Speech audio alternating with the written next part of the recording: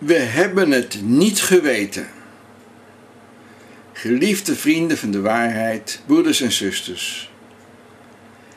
Weten Jehovah's getuigen niet dat ze onschriftelijke leerstellingen onderwijzen? Saulus was overtuigd juist te handelen toen hij zijn goedkeuring gaf voor de moord op Stefanus. Hij was zelfs een actieve vervolger van christenen. Tijdens zijn vervolging van christenen op weg naar Damaskus kwam er een stem uit de hemel die tot hem zei: Saul, Saul, waarom vervolgt gij mij?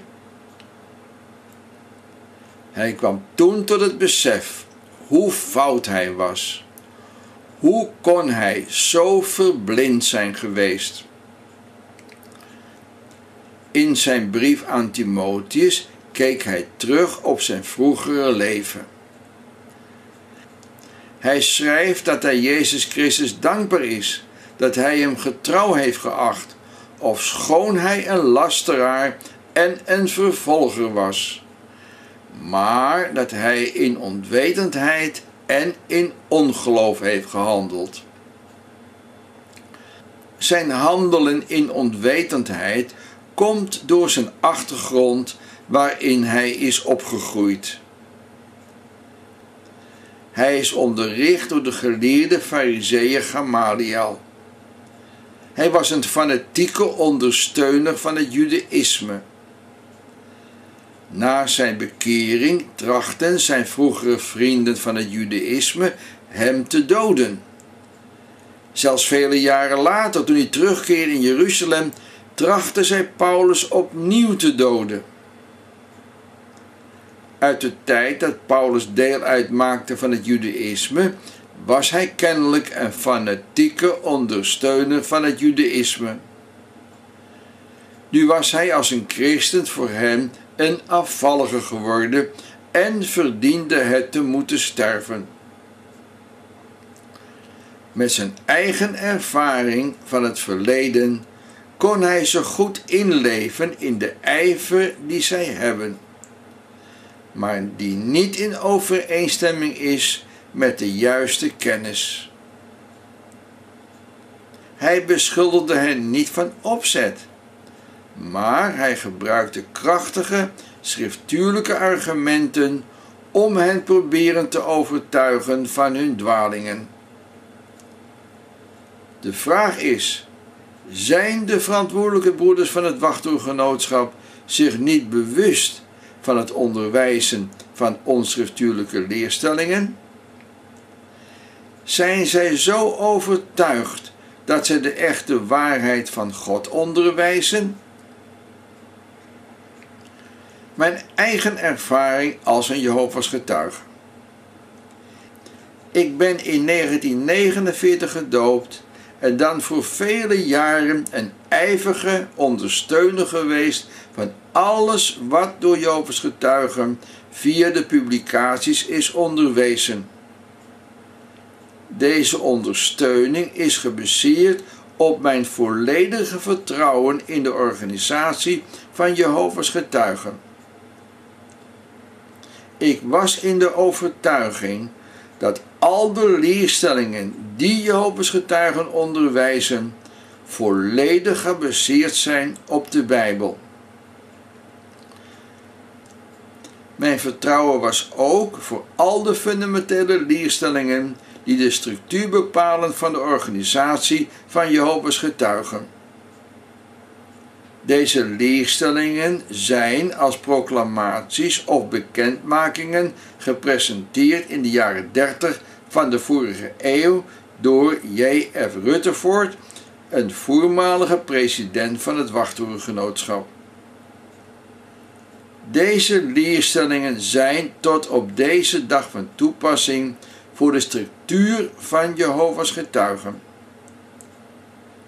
Zo wordt er geleerd dat God een theocratische organisatie heeft met posities op verschillende niveaus, zowel in de hemel als op aarde. Het besturende lichaam van Jehovah's getuigen bekleedt daarin de hoogste positie in het aardse deel van Jehovah's hemelse theocratische organisatie. Dan wordt er onderwezen dat God een slaafklasse heeft die in 1914 bij Christus' aankomst op aarde door hem is goedgekeurd en dan is aangesteld over al zijn bezittingen. In de publicaties wordt veelvuldig naar deze fundamentele leerstellingen verwezen. Er wordt ook voor gebeden. Enkel minder belangrijke leerstellingen zijn gedurende de jaren gecorrigeerd. Het besturende lichaam verwacht van alle Jehovah's getuigen dat zij alle onderwijzingen van het besturende lichaam zullen aanvaarden als de echte waarheid van God. Zo niet, dan ben je een afvallige. Zonder aanvaarding van de leerstellingen ben je niet gereed voor de doop. Het onderwijzen van onnatuurlijke leerstellingen in de christelijke gemeente is niet alleen van deze tijd. De christelijke gemeente in Jeruzalem bleef gedurende vele jaren het onderhouden van de wet van Mozes en de besnijdenis onderwijzen om gered te kunnen worden. Zij onderwezen dit ook in andere gemeenten. Paulus werd door de broeders in Jeruzalem beschuldigd van het onderwijzen van afval van Mozes.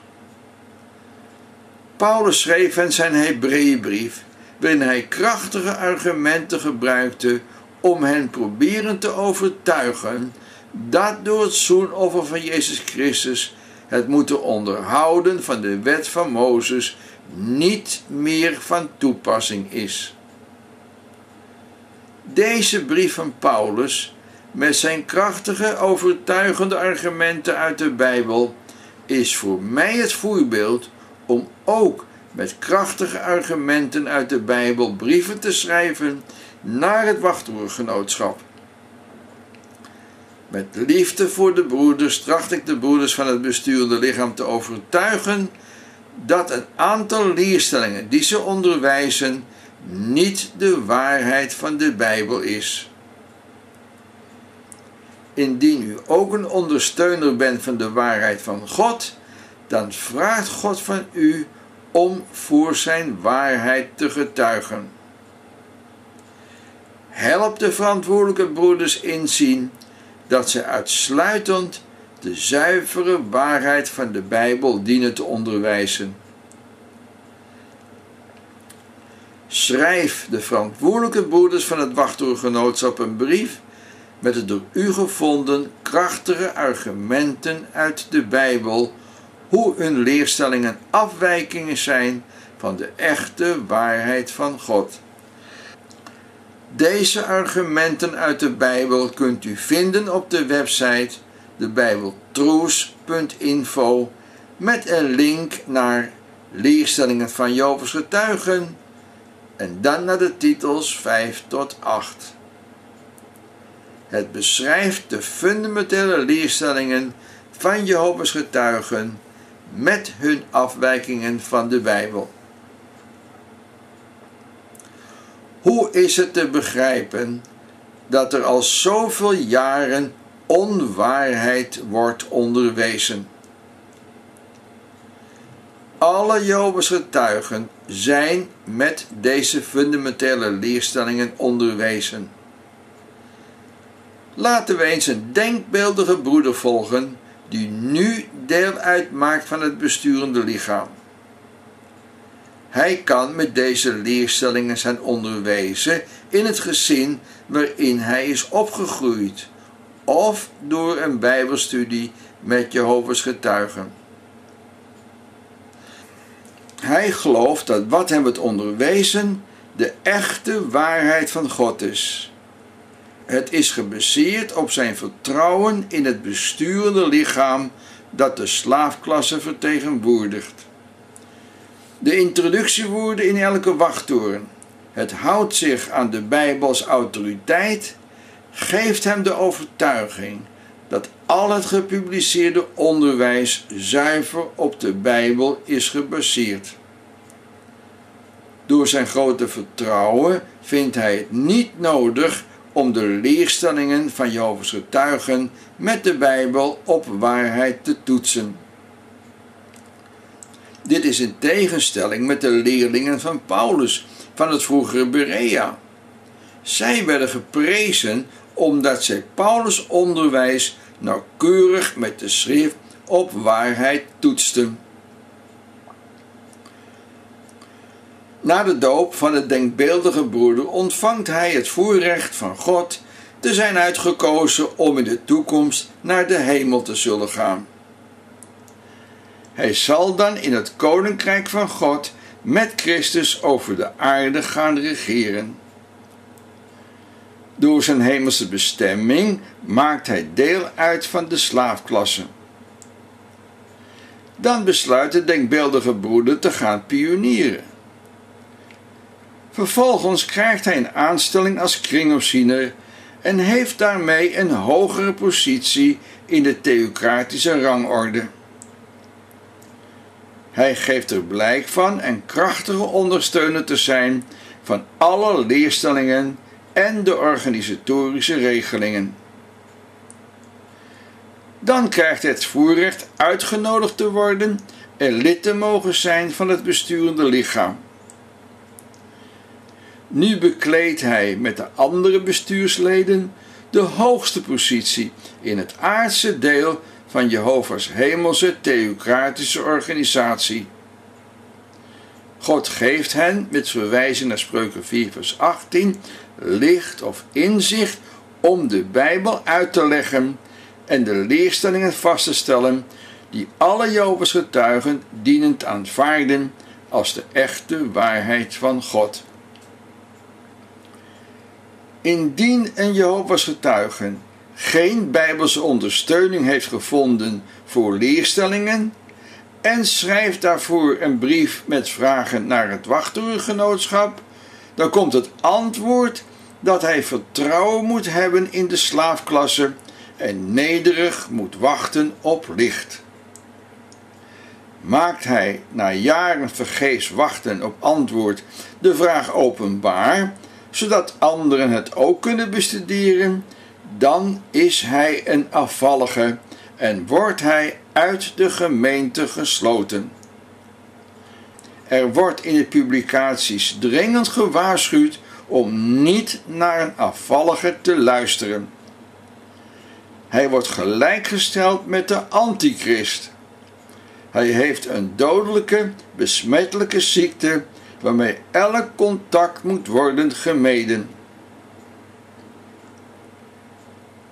Kunt u met zekerheid vaststellen dat er opzettelijk onwaarheid wordt onderwezen? Het is niet te verwachten dat een katholiek, een protestant of een moslim en vele anderen die volledig vertrouwen stellen in de religieuze leraren gemakkelijk ervan te overtuigen zijn dat hun geloof niet op de waarheid van de Bijbel is gebaseerd. Denk eens aan een katholieke kloosterling die zijn hele leven in dienst heeft gesteld van de kerk en de orde waartoe hij of zij behoort. Hij stelt volledig vertrouwen in de leer van de kerk. Indien het voor u duidelijk is dat ze geloven in onschriftelijke leerstellingen, kunt u deze gelovigen niet veroordelen van het opzettelijk geloven in onwaarheden. De broeders van het besturende lichaam maken ook deel uit van een religieuze organisatie. Zij geloven dat God hen in een hoge positie heeft aangesteld om de Bijbel uit te leggen voor alle Jehovah's getuigen. De Bijbel verwijst ons naar voorbeelden uit het verleden. De schriftgeleerden en farizeeën uit de tijd van Christus maakten ook deel uit van een religieus systeem. Ook zij geloofden dat zij een hoge positie bij God hadden. Ook hun onderwijs moest door het volk worden aanvaard. Christus beschuldigde hen ervan dat ze op de stoel van Mozes zijn gaan zitten. Degenen die Jezus Christus aanvaarden, werden door hen uit de synagoge geworpen.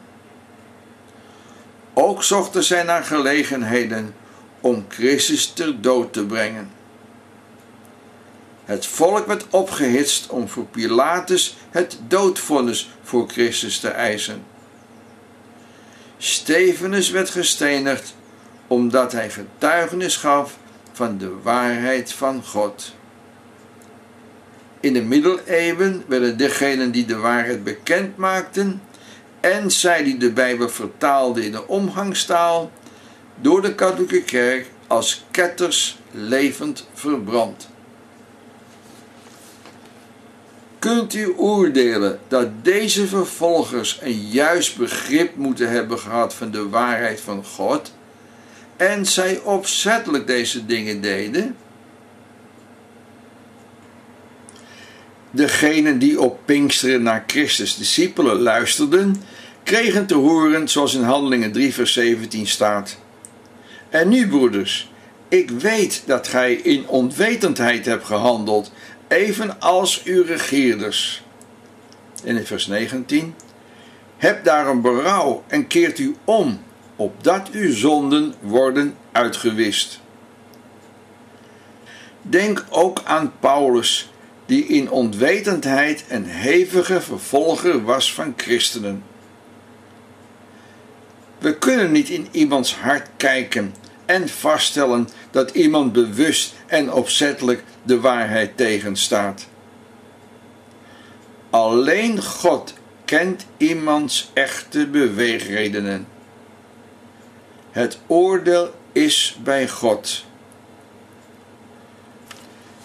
Voordat God het oordeel over deze wereld voltrekt, stelt God een ieder in de gelegenheid tot berouw te komen en te herstellen tot de waarheid van God. De tijd dat God zijn oordeel over deze wereld voltrekt, is misschien dichterbij dan wij denken.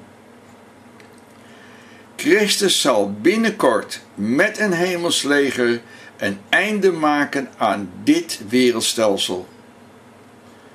Vervolgens verwachten we de nieuwe wereld met vrede en zekerheid door de regering van Gods koninkrijk.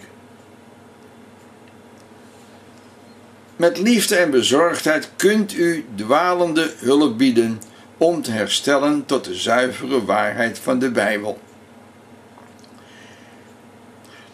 Indien elke hulp voor correctie wordt afgewezen en de verantwoordelijke broeders blijken geen berouw te hebben en blijven de onschriftelijke leerstellingen onderwijzen, zij blijven hen misleiden die vertrouwen in hen stellen, dan kunnen zij een streng oordeel van God verwachten. U hebt nu het voorrecht een getuige voor de waarheid van God te kunnen zijn. Grijp de gelegenheid aan door met krachtige argumenten uit de Bijbel hulp te bieden.